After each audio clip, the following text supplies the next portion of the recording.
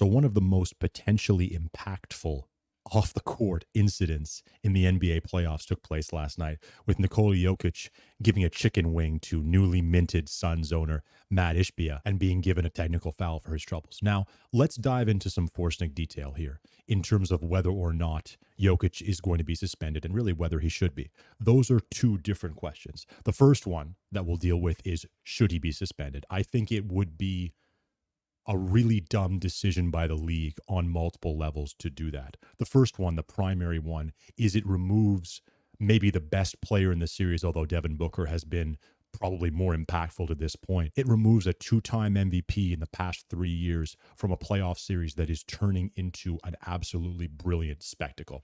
That's bad for the league. That's bad for the league's attention.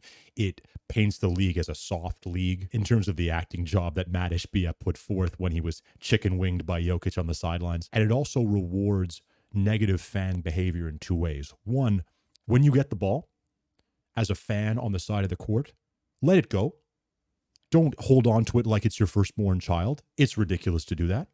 The second thing is that it appeared Ishbia touched Jokić first. You don't want any negative contact at any point between fans and players. You don't want fans touching players without their permission. It's fine to go for a high five, and if the player wants to do it, fine, totally cool. It's fine to catch a player when the player falls into the stands. Totally different situation. But you don't want any unwarranted contact between a player and a fan ever, on both ends.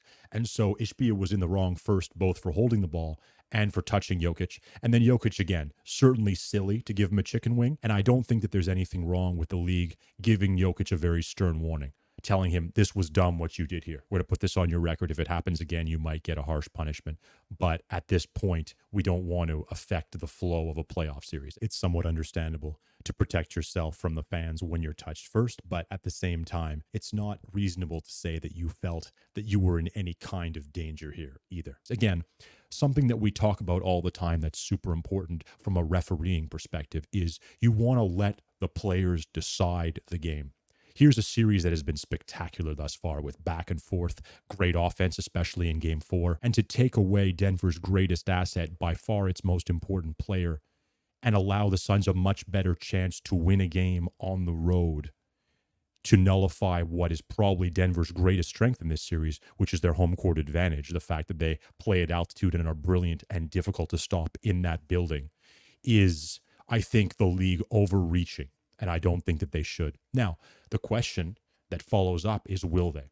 I think for all the reasons above, the league doesn't want to be painted as soft. The league doesn't want to reward negative fan behavior. And the league, again, can take into account that Jokić was punished, although quite lightly. He was punished on the court for what he did. He was given a technical foul on review. I think any further punishment here really defies common sense. This is a playoff series. It was not egregious or aggressive contact. It was a slight chicken wing that Ishbia, a former college basketball player, certainly exaggerated. We can imagine how many charges he took at Michigan State with that kind of acting job. And I'm sure some Suns fans will argue, well, you can never have any sort of hostile act, no matter how small, from a player towards a fan. And I get it. I would want to win the series too.